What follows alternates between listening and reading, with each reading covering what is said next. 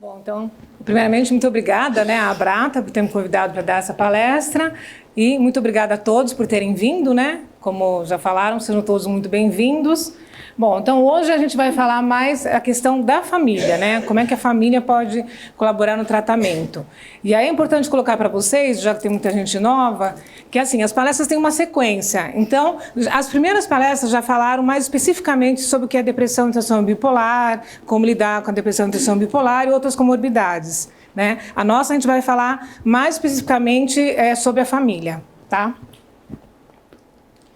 Bom, então, primeiramente, eu vou querer que vocês reflitam um pouco sobre a família, Eu achei essas fotos bem impactantes mesmo, e é proposital, porque eu acho que a gente tem que começar a refletir o que está acontecendo com as famílias, Quer dizer, o que é família hoje? Como é que vivem as famílias? Como é que estão os relacionamentos, Então, vocês veem que nesse exemplo aqui, a esposa no celular, o marido no celular, um nem fala com o outro, e a criança está aqui, brincando sozinha.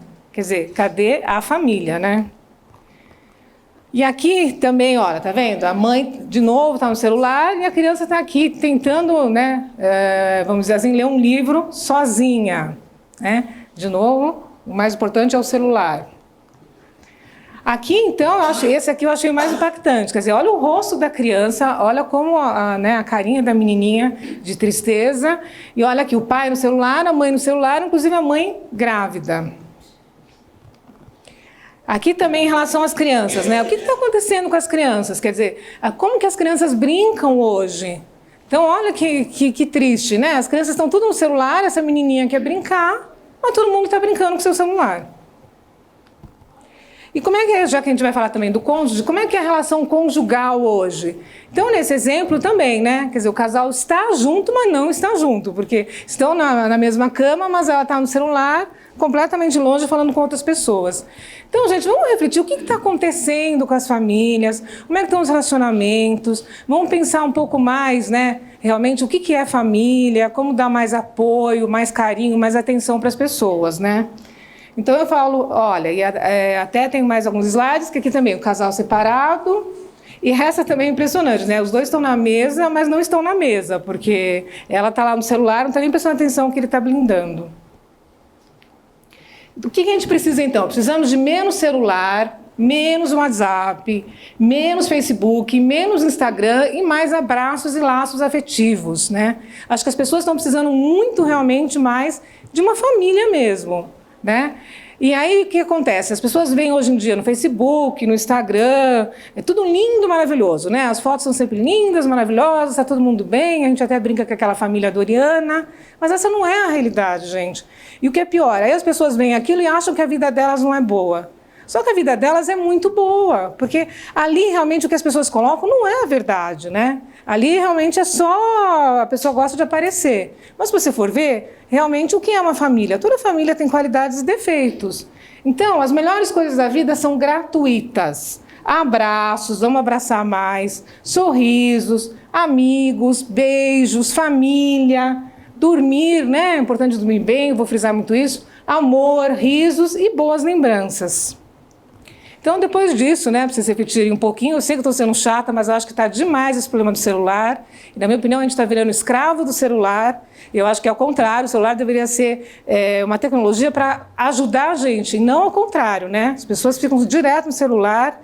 E antigamente, o que acontecia? A pessoa saía do trabalho, ela desligava do trabalho, ela chegava em casa e ficava com a família. Hoje em dia as pessoas saem do trabalho, continuam direto no WhatsApp, continuam direto respondendo e-mail e acaba não tendo tempo para a família. Então vamos, por favor, pensar bem nisso e fazer um exercício muito simples em casa, que não custa nada fazer. Pega 30 minutos pelo menos e deixa o celular de lado. Não usa o celular, presta mais atenção na sua família. Tá? Isso é extremamente importante, é só um pouquinho já ajuda bastante. Bom, então o que significa realmente a palavra família? A família é um agrupamento humano formado por indivíduos com ancestrais em comum e ou ligados por laços afetivos. Então vejo que sempre o mais importante da família são os laços afetivos. E que geralmente vivem numa mesma casa. Constitui uma das unidades básicas da sociedade. A família é o espaço indispensável para a garantia da sobrevivência e do desenvolvimento e da proteção integral de seus membros, independentemente do arranjo familiar, né? Porque hoje em dia a gente tem vários tipos de família, ou da forma como vem se estruturando. É a família que proporciona os aportes afetivos, né? Os laços afetivos são sempre então os mais importantes, e sobretudo materiais, necessários ao desenvolvimento e bem-estar dos seus componentes. Ela desempenha um papel decisivo na educação formal e informal e é em seu espaço que são absorvidos os valores éticos, culturais e afetivos e onde se aprofundam os laços da solidariedade. Então, é fundamental para a sociedade. Agora, então, que a gente já falou um pouco sobre a família, vamos entrar mais, né, o que são os transtornos do humor. Então, a gente fala transtornos do humor, ou transtornos afetivos, ou transtorno bipolar. Todas as pessoas se sentem mais alegres ou mais tristes, né? Isso é natural, faz parte da vida e não é doença. Todo mundo tem, né, dias que está mais alegre, dias que está mais triste. São contingências, então, emocionais momentâneas de curta duração.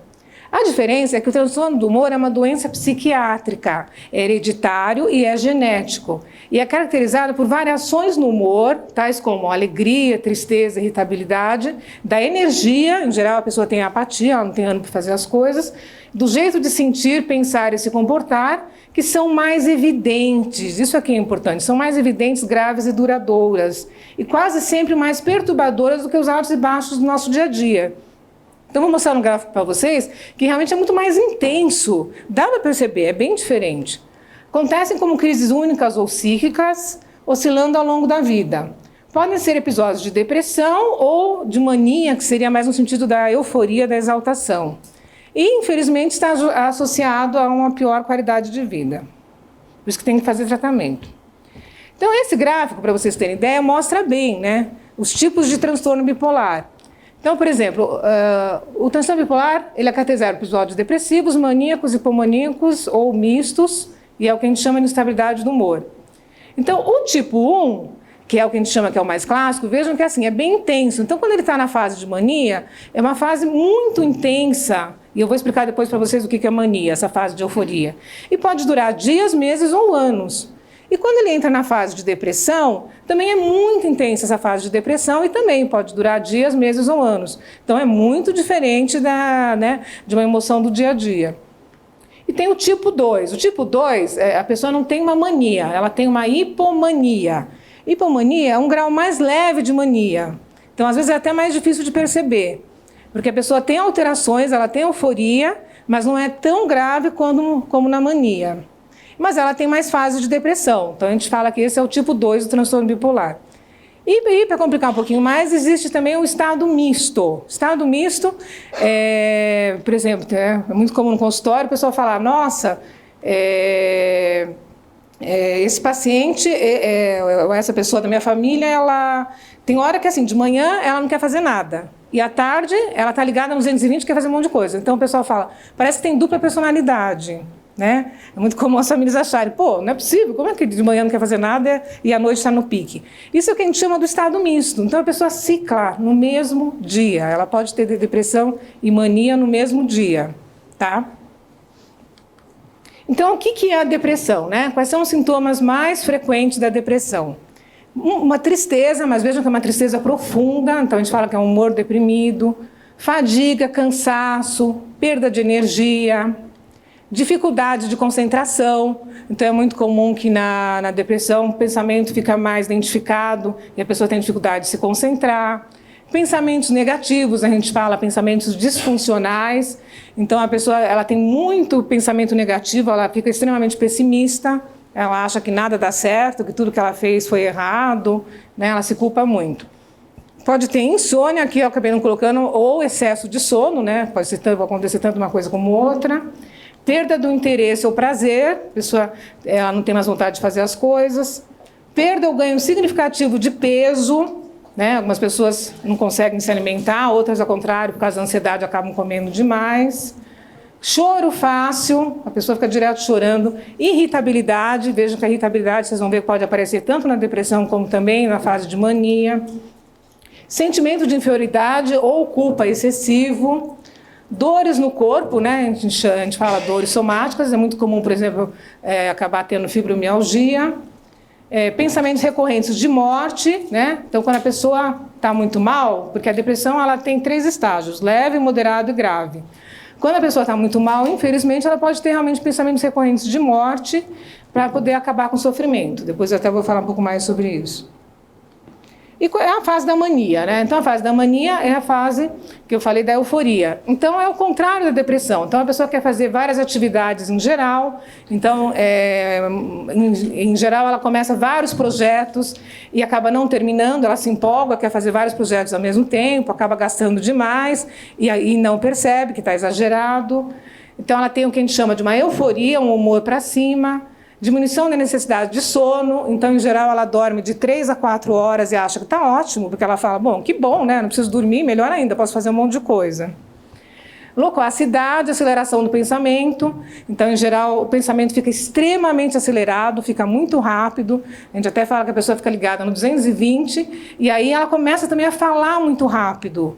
E muitas vezes acontece que as pessoas não conseguem nem entender mais o que ela está falando, porque ela começa uma frase, não termina, ou começa a falar de outra coisa, de tão rápido que é o pensamento. Aumenta... Opa, ó, já mudei. Aumenta a autoestima, diminui a concentração. Então, no caso da depressão, diminui a concentração porque o pensamento fica lentificado.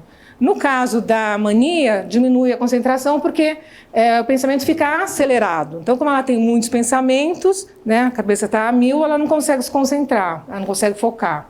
Aumenta, em geral, a sexualidade, a irritabilidade também aumenta, sintomas psicóticos, às vezes, pode acontecer, que é delírio ou alucinação, abuso de álcool, e aqui acabei esquecendo de colocar, também é muito comum acabar acontecendo também abuso de drogas. Então, como é que a família, né, pode ajudar? O ambiente familiar tem uma participação importante na manutenção da estabilidade do paciente. Por isso que realmente é muito importante a família colaborar no tratamento. O que acontece? As famílias de bipolares têm o que a gente chama um padrão de comunicação característico conhecido como emoção expressa. E o que quer dizer esse padrão de emoção? As famílias são ou muito críticas, né? Então, expressões de descontentamento, aborrecimento, acompanhadas por um tom de voz negativo, tudo que a pessoa faz, a família fica criticando. Ou a família é muito hostil também, expressões indicando rejeição à pessoa do paciente. Então, até já falei em outras palestras, mas eu gosto de frisar para falar de novo. Já acontece no consultório da gente ouvir o paciente vir e falar, olha, a minha família, toda vez que eu vou dar opinião em alguma coisa, né, alguma coisa que é importante para a família, alguma coisa que a gente tem que decidir, eles falam, não, a sua opinião não serve para nada porque você é bipolar. Então, na própria família, infelizmente, existe estigma e preconceito. E é justamente na família onde mais as pessoas têm que entender e ajudar o portador, né? Então, infelizmente, isso acontece, muita hostilidade.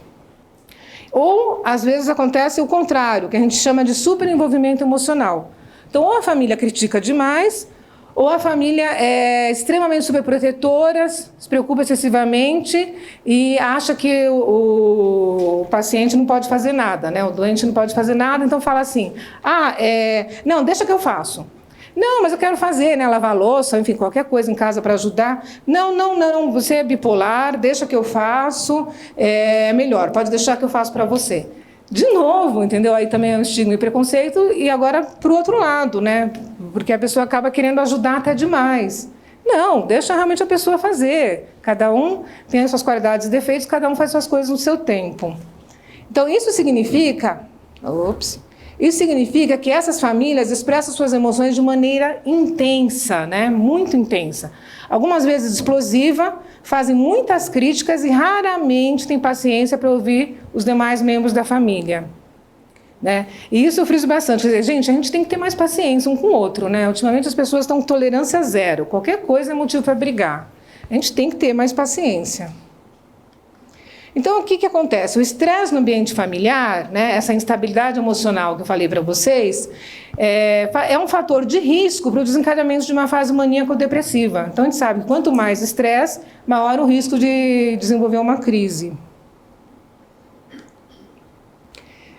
Então, o que a família pode fazer, né? Como é que... agora você falou né, o que a família faz de errado, enfim, essa questão das críticas, tal, como é que a gente pode ajudar? Então, a boa notícia é, dá para vocês ajudarem? Dá.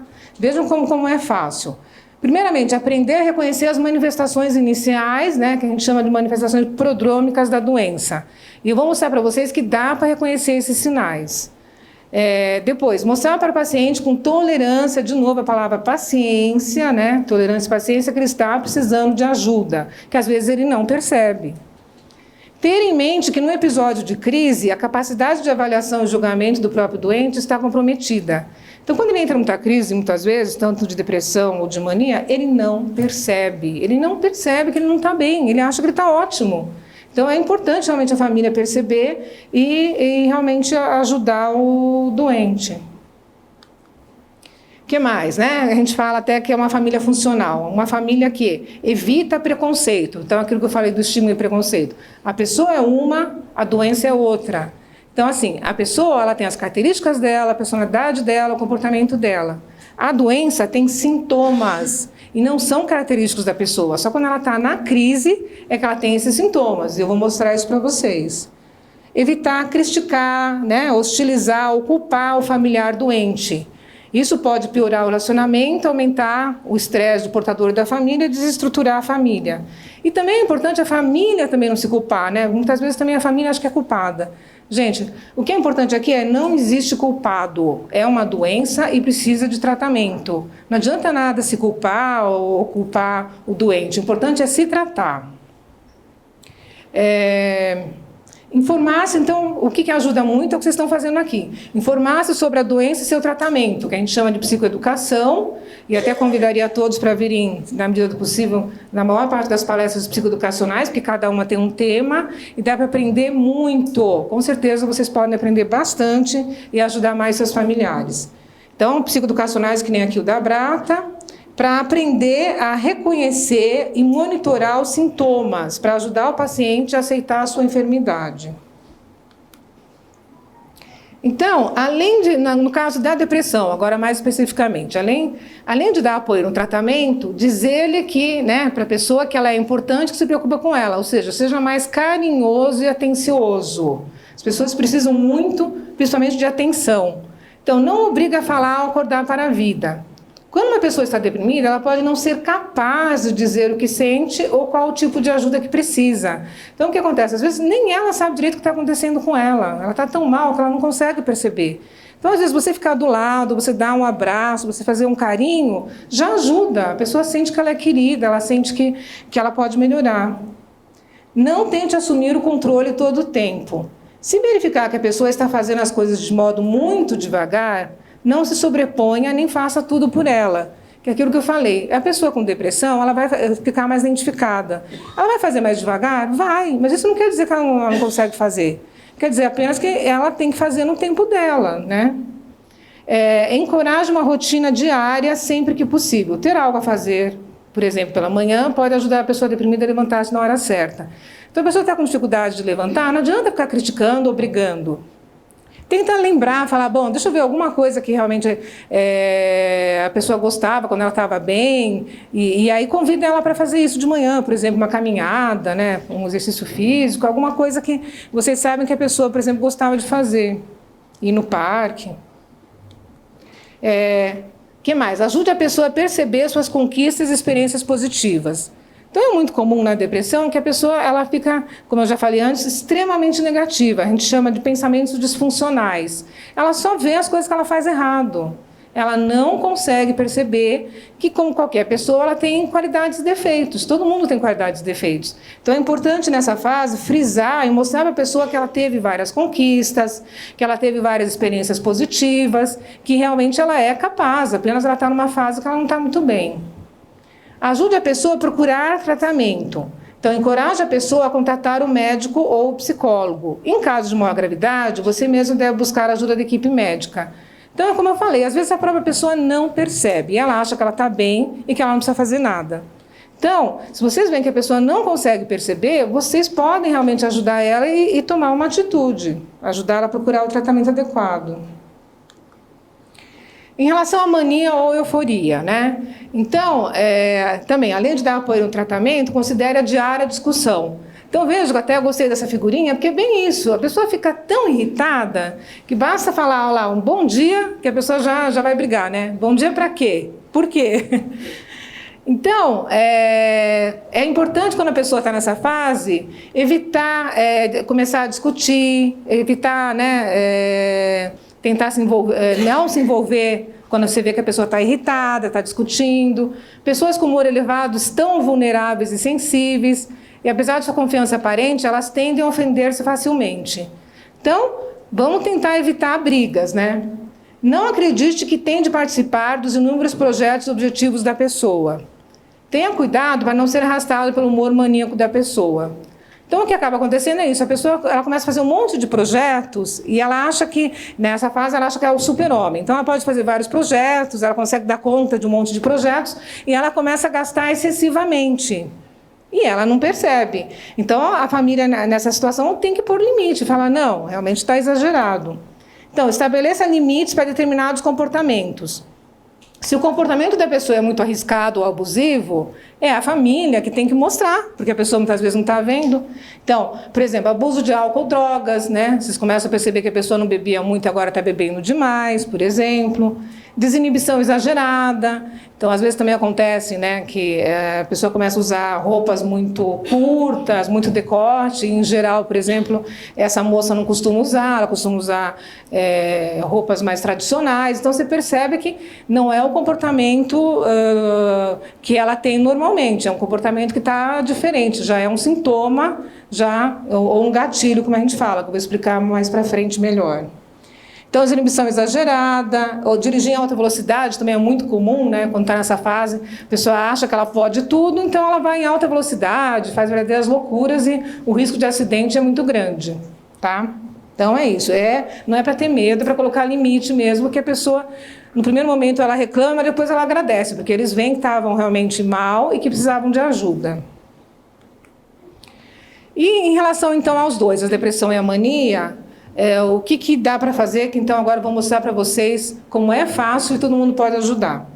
Ajude a pessoa a identificar os fatores desencadeadores de novos episódios, que é o que a gente chama de sinais de alerta.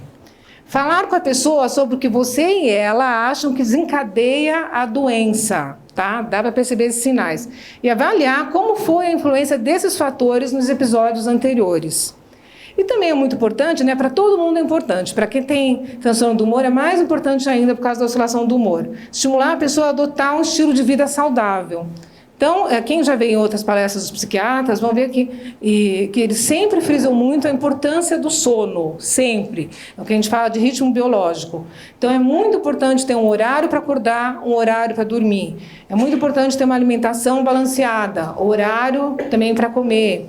Assim como exercício físico. Quanto mais as pessoas se cuidam hoje em dia, quanto melhor o estilo de vida, melhor a qualidade de vida, e inclusive em casos de doença também, a pessoa melhora muito, muito mesmo. Inclusive o humor também melhora bastante. Outra coisa que a gente tem que pensar, então, também é a questão das situações de risco, né? Que infelizmente elas existem.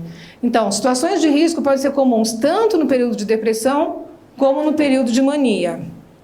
Inclui desde acidentes leves, né, que às vezes por imprudência a pessoa pode ter um acidente, até, infelizmente, situações mais graves, como autoflagelação, né, a pessoa, quando está muito deprimida, a pessoa pode se cortar, e às vezes também na fase de mania, e tentativa de suicídio. Então, fique atenta a qualquer sinal de pensamento ou comportamento suicida. Busque ajuda e orientação profissional imediatamente. Porque também o que acaba acontecendo é que as famílias elas acabam achando que elas não se preocupam tanto quando a pessoa fala assim, eu não estou bem, eu não quero mais viver, eu acho que realmente eu estou atrapalhando, estou incomodando todo mundo e não vale mais a pena eu continuar viva.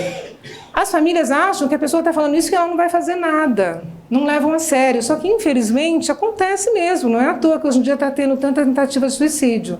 Então, imediatamente percebeu que a pessoa está falando essas coisas, já procura um médico. Tá? É extremamente importante. Principalmente, se for possível, um psiquiatra. Então, vamos lá, como é que eu faço essa lista que eu falei para vocês de sinais de alerta, né? Como é que a própria pessoa pode fazer ou a família pode ajudar? Então, eu vou dar um exemplo. A gente tem a lista de sinais de alerta, depois eu vou mostrar para vocês um gráfico que é uma planilha de humor, que também dá para fazer. Então, por exemplo, aqui, né?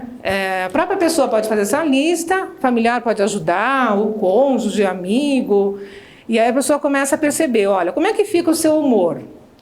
Eu percebo, por exemplo, que quando eu estou ficando deprimido, eu fico muito triste, eu fico bem irritado, né? E aí alguns vão falar, eu fico ansioso, eu fico desanimado. Como é que fica a sua atividade ou energia? Eu me sinto sem vontade de fazer as coisas que eu gosto. Então, em geral, vejam só, em geral, quando eu estou bem, eu gosto de fazer as coisas, tem várias atividades que eu acho bacana. Quando eu estou entrando em depressão, eu sinto sem vontade de fazer as coisas que eu gosto, não tenho mais vontade de fazer nada, tá? Me sinto mais lento, que mais? Me afasto das pessoas, então é muito comum no consultório a pessoa falar, olha, antes eu realmente tinha vários amigos, ligava para todo mundo, agora eu não ligo mais para ninguém, me afastei completamente, não quero mais falar com ninguém. Como ficam os seus pensamentos? Fico menos interessado nas coisas, então antes eu gostava de fazer as coisas, agora não gosto mais, né? Acredito ser culpado em relação a tudo que acontece, a pessoa fica extremamente crítica com ela mesma e em geral também com os outros. Não consegue tomar decisões, então a pessoa acaba, coisas até do dia a dia, que para ela era tranquilo tomar decisões, ela não consegue mais tomar. Como fica o seu sono?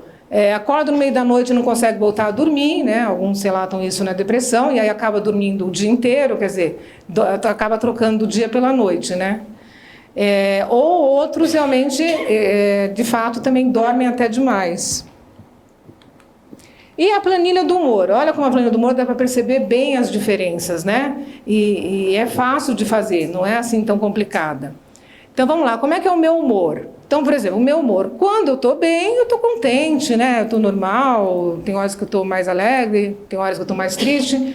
Quando eu estou em depressão, eu fico muito triste, eu fico realmente bem para baixo. Quando eu estou em mania, por exemplo, eu percebo que eu fico bem irritado. Atitude, né? Por exemplo, na mania, eu sou o único que pensa. Então a pessoa acha que todo mundo é burro, que só ele é inteligente e acha que só ele é capaz. Quando está deprimido, nossa, eu me odeio, então já acha o contrário, não consegue fazer nada, não é capaz de nada e só vê as coisas negativas que ele fez. E quando a pessoa está bem, né? É bem isso mesmo, ela está bem, então ela não vai ficar em nenhum desses extremos. Autoconfiança. Quando maníaco, a pessoa fica autoconfiante demais, então começa a exagerar e fazer coisas que normalmente ela não faria. Na depressão é o oposto, ela fica completamente sem autoconfiança nenhuma. E quando ela está bem, ela acha que ela é capaz. Ela sabe que algumas coisas ela consegue fazer, outras não. Atividades usuais, é muito comum também. Na mania, então, ela começa, mas ela não termina, né? Então, ela faz esse esquema mesmo de fazer vários projetos, várias ideias, e não termina nenhuma. Sem autoconfiança quando está deprimido. Então, aí, se na mania quer fazer muitos projetos, na depressão a pessoa não quer fazer nada, ela acha que não tem capacidade nenhuma. E quando ela está bem, ela vê realmente que tem capacidade. Atividades usuais, começa, mas não termina. Quando deprimido, fica na cama, né? O mais comum, fica na cama o tempo todo ou assiste TV. E quando está bem, a pessoa consegue trabalhar, consegue limpar a casa, consegue fazer exercícios. Aqui, muitas mulheres, né? É comum dizerem quando estão na fase de mania que elas ficam limpando a casa de madrugada.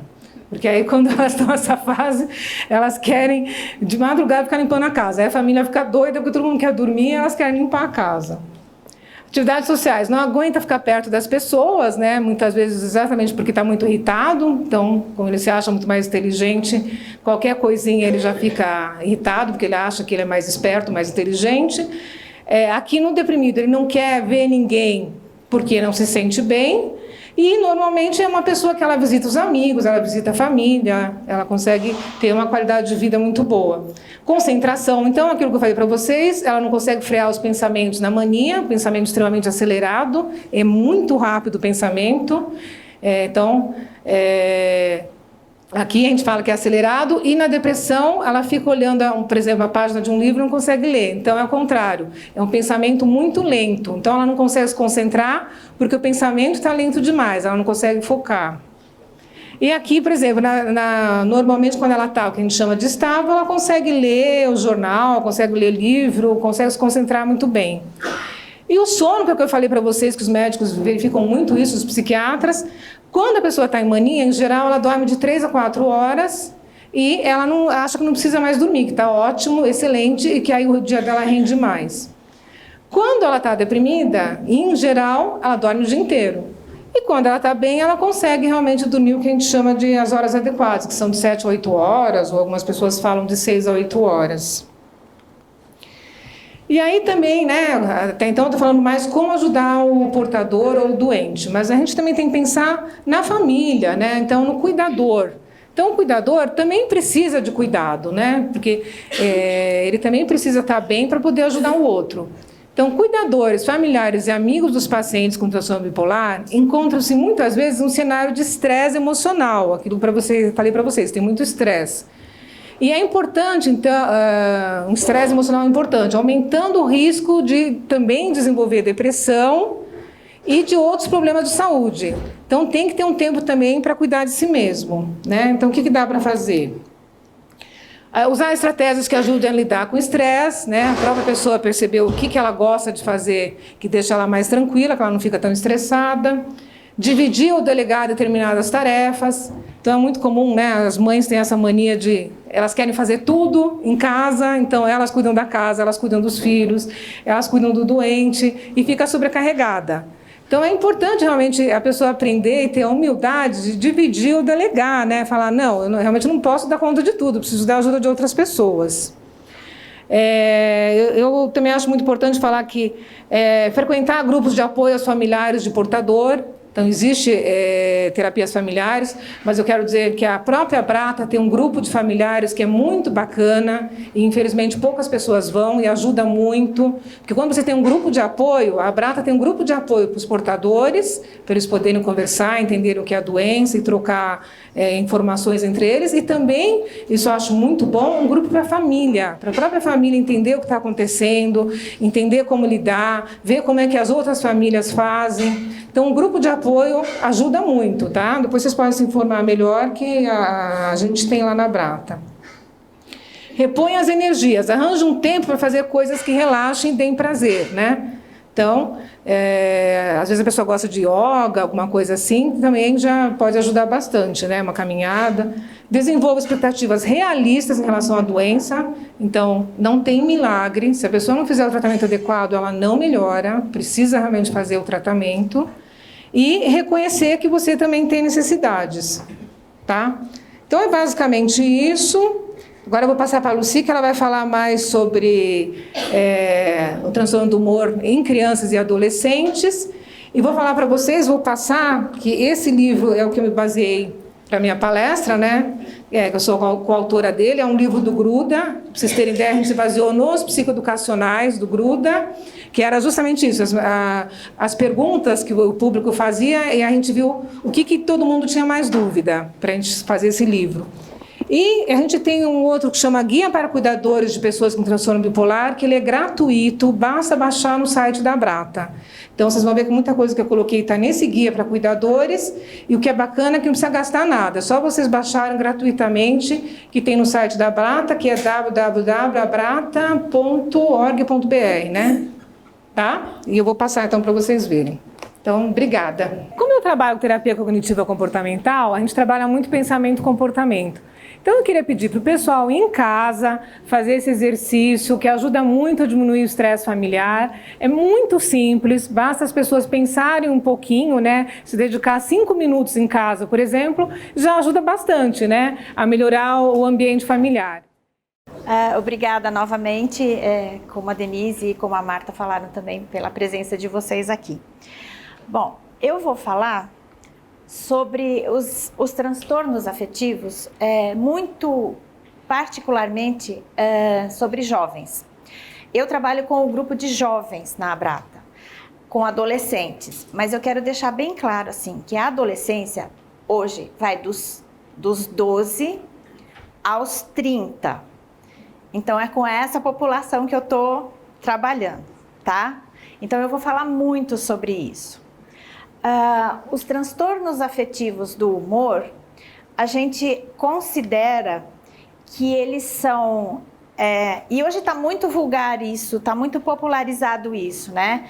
Ah, mudou de opinião, mudou de vontade, mudou... Ah, então é bipolar. Ah, então é bipolar. E não é isso. O transtorno afetivo é uma doença, né? Aqui a gente vai falar sobre... Aqui. Adolescência. Tá escapando um negócio aqui. A pilha tá escapando. A adolescência é uma época de transformação. Então, assim, neurocientificamente está tudo se reestruturando no cérebro da criança. Era criança que entendia e acolhia as informações transmitidas pela sociedade, pelos pais, e aquilo era meio conceituado como verdade. A partir dessas transformações, as crianças começam a questionar. Então, eles vão questionar o que os pais falam, o que a sociedade fala, e eles começam a fazer conceitos próprios. Aqui a gente tem algumas coisas que acontecem na adolescência com essa transformação neuronal, é neurológico mesmo. A gente tem impulsividade, vou fazer, estou com vontade, vou fazer. O tédio, por quê? Tudo que era muito interessante na infância perde o interesse. Então, brincar de Lego não tem graça, brincar de Barbie não tem graça, brincar com um monte de coisa não tem graça. Então, o que tem graça? Não descobriu ainda, então dá tédio, sabe? Ah, não tem nada para fazer hoje. É muito isso que o adolescente fala. A preguiça existe sim, ela é real, ela faz parte da adolescência e a gente tem que considerar. Como eu falei, os questionamentos e as posições radicais a partir desses questionamentos. Então, são aquelas frases assim, mas isso está muito errado, eu sou totalmente contra, ou eu sou totalmente a favor, e contra, em geral, o que os pais dizem, ou pregam, ou falam, ou acreditam, né? A tendência à imitação, não dos pais, mas dos grupos. Então, assim, eu ando com um grupo que gosta de funk. Então, eu gosto de funk. Então, eu vou imitar isso, né? A socialização, ela está em alta. Eu vou procurar gente que pensa como eu. Então, eu vou ficar junto dos grupos. Ter mais amigos na escola, em geral, que é o ambiente primordial deles. Eles têm muito medo de serem excluídos. Por isso que eles procuram as tribos para se agruparem. Então, quem gosta de funk, quem gosta de sertanejo, gosta de sertanejo. Mas eu tenho que descobrir aonde que eu vou pertencer, que universo é esse que eu vou pertencer. E aí tem muito isso. Aquele que não achou a tribo para pertencer, o universo, ele é tímido e ele fica excluído. E isso dá um medo danado. E tem as contradições também. E a gente, como adulto também, a gente tem essas contradições em relação aos adolescentes. Mas tu é muito grande para deixar a cama desarrumada, tem que arrumar a cama. Mas aí vai pedir para sair. Você ainda não pode porque você é criança. Então a gente favorece essa contradição, essa alternação que existe, né? Denise, por favor. Estou passando, mas eu me... Caiu a capinha. Obrigada. Pode ligar? Pode. Então, aqui no Brasil, o que eu vejo agora, né? Que de 10 a 20% das crianças e adolescentes estão apresentando algum transtorno mental. Algum transtorno mental.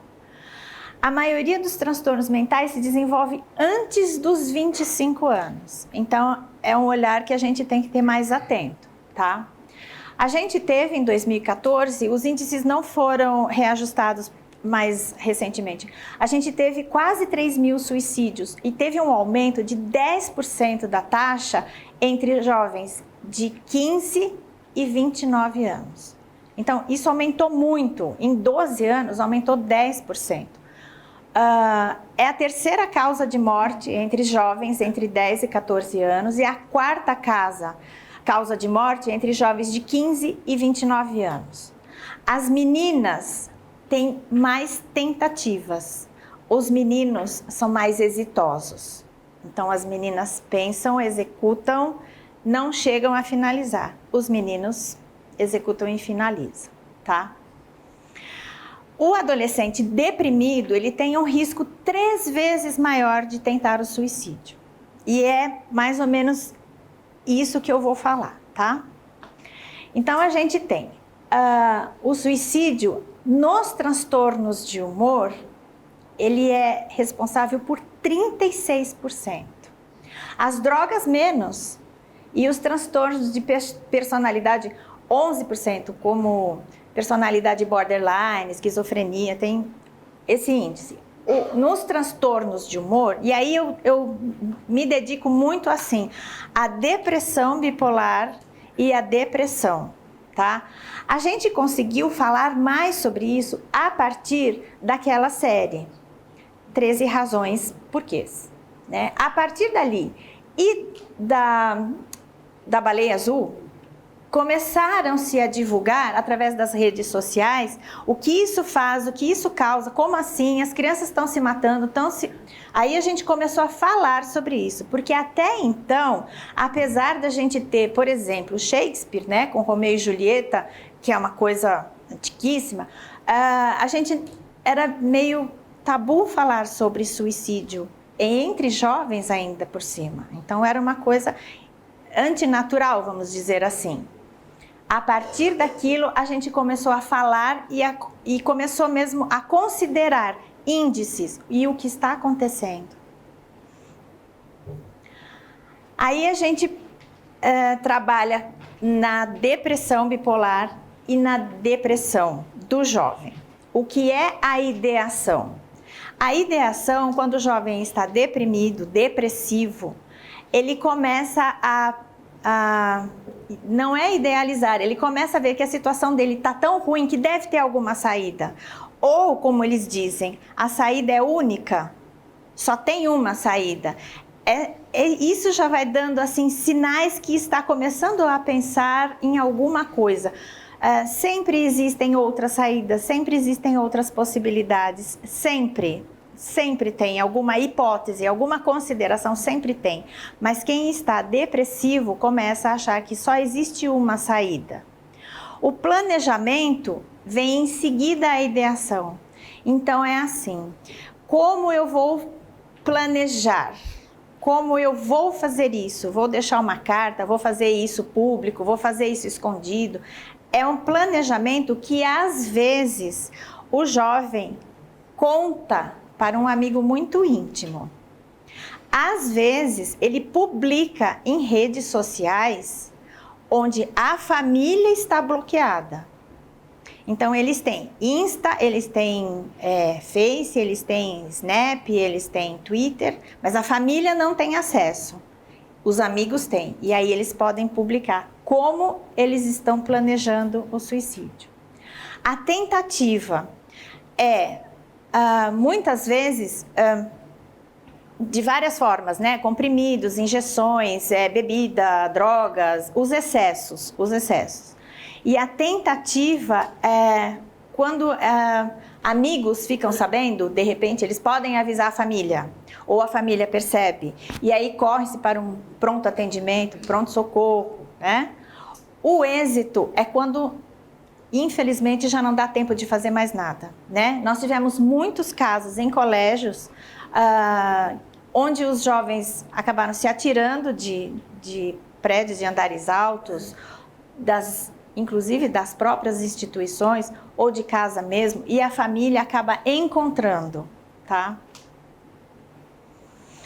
Os fatores de risco, eles são sempre assim, para depressão bipolar.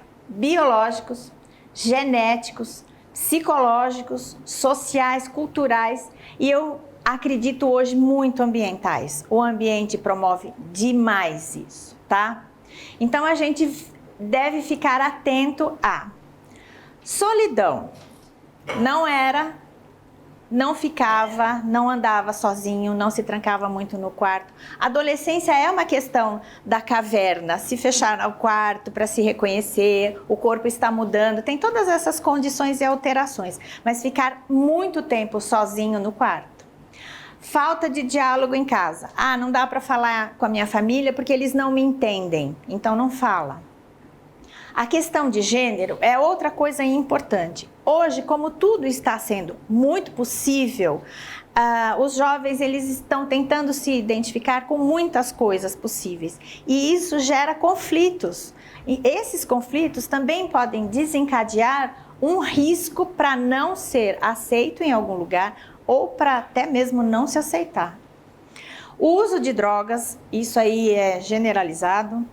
Aliás, para eles, os jovens em geral, maconha é relaxante, tá? É meio que, eu não estou afirmando, não estou a favor, muito pelo contrário, a gente sabe dos efeitos negativos que a maconha faz no cérebro, mas eles acreditam muito que isso ajude a relaxar das pressões acadêmicas, por exemplo. O pessoal que está indo para o vestibular está fazendo bastante uso de maconha, tá? O bullying, ou a vítima, ou a testemunha, ou o agressor está sofrendo um risco de ter uma alteração mental. Por quê? É um massacre muito grande sofrer bullying, assistir ao bullying, não poder fazer nada, ou mesmo ser o executor do bullying. Essa questão é muito interna e é uma questão que depois o agressor acaba se revendo e pensando por que é que ele fez aquilo. Decepção amorosa, tinha uma namorada, não deu certo, não gosta de mim, ninguém gosta de mim, aí isso se estende. O histórico familiar, como tem uma causa genética, o histórico familiar também a gente considera. Abusos em geral, droga, álcool, sexo, todos os abusos. Uma gravidez indesejada na adolescência também pode ser um fator de risco. Ter arma de fogo em casa também. Problemas legais, pegar o carro do pai escondido, ser preso, né? Ser exposto ao suicídio. Ah, o meu amigo querido se matou o ano passado, ou minha amiga querida vai fazer hoje 3 anos que ela se suicidou. Essa exposição é muito importante. De amigos ou de pessoas públicas influentes também, sabe? A gente teve muitos casos de atores famosos que se suicidaram, cantores, gente do rock também, e isso a gente considera um risco. Suicídio em grupo, né? Vamos combinar e todos vamos para um mundo melhor, porque esse mundo não está legal. Uma doença física grave ou crônica, né? O estresse de cobranças externas. Eu falo muito que os jovens são, dependendo das instituições, bastante cobrados academicamente, né? A questão do vestibular, da concorrência, da competição. Você tem que ser o melhor, você tem que entrar na melhor instituição, você tem que entrar nos melhores lugares. As melhores instituições são as públicas, são as mais concorridas. Você tem que ter um desempenho acima da média. Ou você tem que estudar, porque você tem que ter uma formação, você tem que ter um diploma. Esse tem que acadêmico é uma cobrança muito grande para os jovens. E o risco de já ter tentado anteriormente. Eu já tentei algumas vezes, não deu certo, mas eu vou continuar tentando. Então, como eu disse, o contexto atual da adolescência é até os 30 anos. O adolescente ele tem uma postura onipotente, é aquela síndrome do super-homem.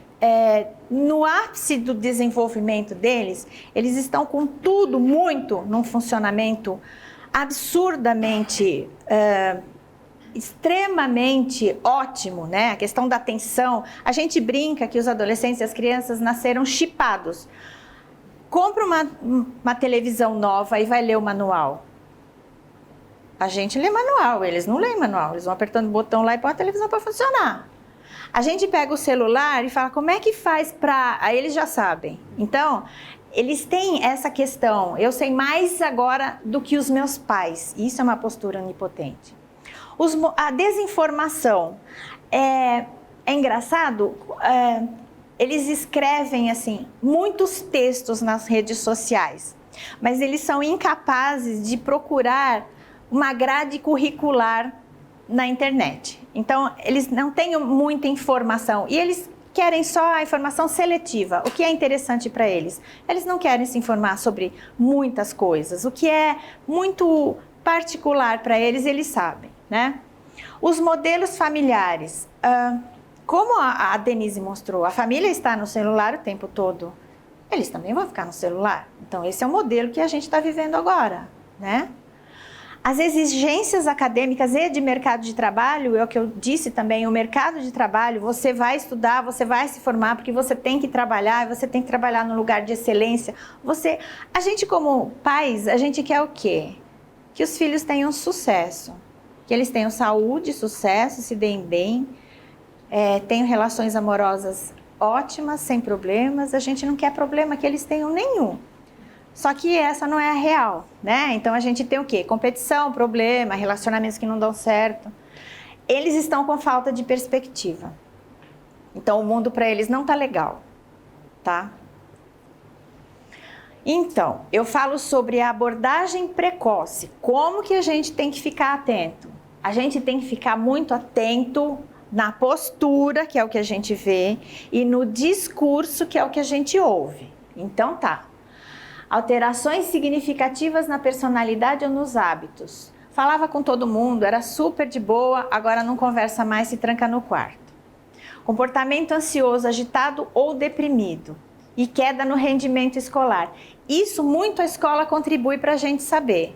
Então, quando a escola diz, olha, o teu filho abaixou as notas, o que está acontecendo? A gente está percebendo alguma coisa? É bom ficar atento. Afastamento da família e de amigos.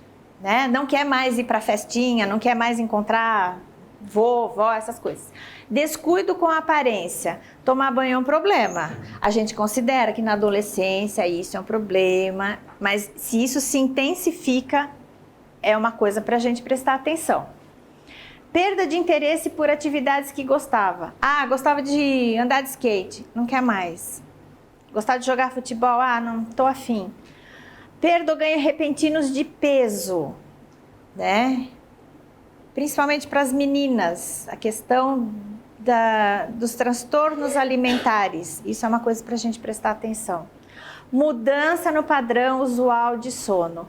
Repetindo a importância do sono, principalmente na adolescência. O sono é bom para a memória, o sono é bom para crescer, e o sono é estabilizador de humor. Comentários autodepreciativos recorrentes, negativos e desesperançosos em relação ao futuro. Não vou dar em nada mesmo. Não sirvo para nada mesmo. Tá? Doação de pertences que valorizava. Eu dei meu tênis, eu dei minha camiseta, eu dei a camiseta da banda que eu gostava. Não tem problema. Disforia. Combinação de tristeza, irritabilidade e acessos de raiva. A gente acha que depressivo não sente nada, tá só deitado lá, vegetando. Não é. Depressivo tem uma irritabilidade alta, tá? Comentários sobre morte, sobre pessoas que morreram e interesse pelo assunto. Filmes, séries que referem-se a esses assuntos, tá? Aí tem uma repetição, automutilação, é uma coisa muito recorrente hoje, que é uma espécie de tentativa de suicídio. A gente vê muito isso nas meninas hoje, elas se automutilam, elas se cortam com tudo que é possível, tesoura, estilete, gilete, faca, compasso na escola, e é uma coisa para a gente prestar atenção, quando está calor, está todo mundo de moletom, manga comprida, calça grossa, é uma coisa para a gente se preocupar e investigar.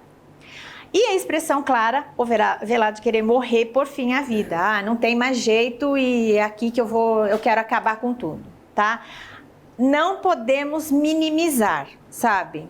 Você está com preguiça, você não tem força de vontade. Quem está depressivo não tem nem força nem vontade. Então, não minimizar isso, tá? A dor psíquica, ela é imensa. E os fatores de proteção? Bom relacionamento familiar, social e acadêmico. Eu acho que é assim, uma parceria muito grande. A família, a escola e os amigos. A gente tem que ter esse bom relacionamento, saber como estão as coisas em todos os lugares, tá?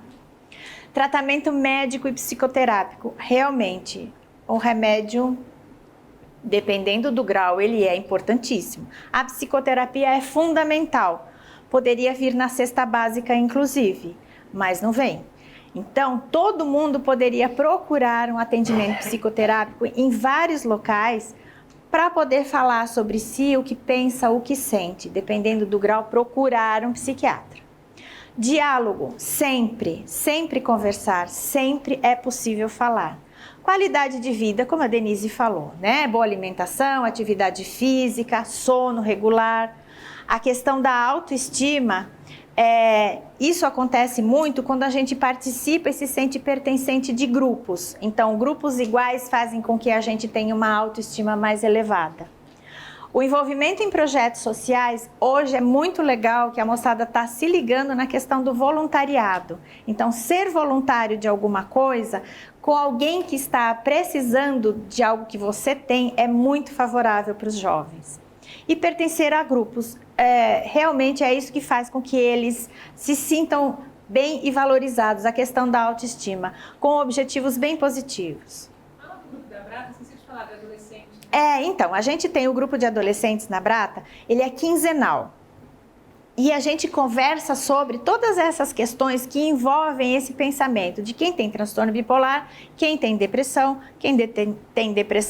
bipolar. E os jovens conseguem ter um lugar para eles falarem, porque às vezes não dá para se expressar na escola, não dá para, de repente, eu ouço muito isso, não dá para eu falar que eu sou bipolar na escola. Tem bullying, tem um monte de coisa e já fica com estigma. Qualquer coisa que eu faço, já é porque é bipolar. Então a Brata, nesse grupo de jovens, ela reúne esses jovens para poderem falar muito o que eles sentem, o que eles pensam, como que eles vivem, como é que eles conseguem ter uma vida como outra qualquer. Estudam, fazem curso, fazem trabalhos voluntários, é muito legal. E é aberto para os jovens que têm os transtornos afetivos, para familiares dos jovens e para amigos dos jovens também. Então, a moçada toda vai lá. Então, a prevenção. Buscar informações em ambientes seguros, certificados e renomados. Tipo aqui, a Brata, tipo o Gruda, é importante. A gente ter informação. Saber o nome da coisa faz com que a gente saiba lidar com ela. Falar abertamente sobre suicídio com informações comprovadas, com sensibilidade e cuidados em relação aos termos utilizados, tá? Muito cuidado com os termos que a gente utiliza. Mas poder falar sobre isso é um ganho espetacular que a gente teve há pouco tempo. Em setembro, no dia 10, a gente tem o Dia Mundial da Prevenção ao Suicídio. Então, é uma coisa que a gente falava muito sobre, sei lá, Outubro Rosa, e era muito comum, outubro, sabe, de doenças físicas. Hoje a gente pode falar de doenças mentais e a gente pode falar de suicídio. Tem um dia específico para a gente falar sobre prevenção, tá? Aí a gente tem algumas associações que têm programas para a gente se informar. Então tem a Brata, tem o CVV, tem a Associação Brasileira de Estudos e Prevenção do Suicídio, tem o Gruda no Hospital das Clínicas, tem essa Rede Brasil de Prevenção ao Suicídio, tem o site do Setembro Amarelo. Esse Vitaleri é Instituto de Prevenção e Pós-Venção do Suicídio. O que é isso? Quando acontece o suicídio, como que a gente vai lidar com essa perda, com esse luto? Então, é gente preparada para atender família, instituição, trabalho, tá? O Prodaf, que é aqui da Unifesp, e tem o Manual de Prevenção de Suicídio da Organização Mundial de Saúde. E esse site aqui é em inglês, da Associação Internacional de Prevenção de Suicídio, onde mais ou menos tudo isso se baseia. E aqui eu coloquei, é um filme relativamente antigo, né? Quem viu? E essa letra é do Legião Urbana, que fala sobre tristeza, né? Parece cocaína, mas é só tristeza. Disseste que se tua voz tivesse força igual à imensa dor que sentes, teu grito acordaria não só a tua casa, mas a vizinhança inteira. E no final ele diz que há tempos são os jovens que adoecem. E é o que está acontecendo hoje. E a gente se preocupa muito com eles, muito, porque eles são o futuro da gente, né? Eles são o futuro que vai estar bem e que vai cuidar da gente, né?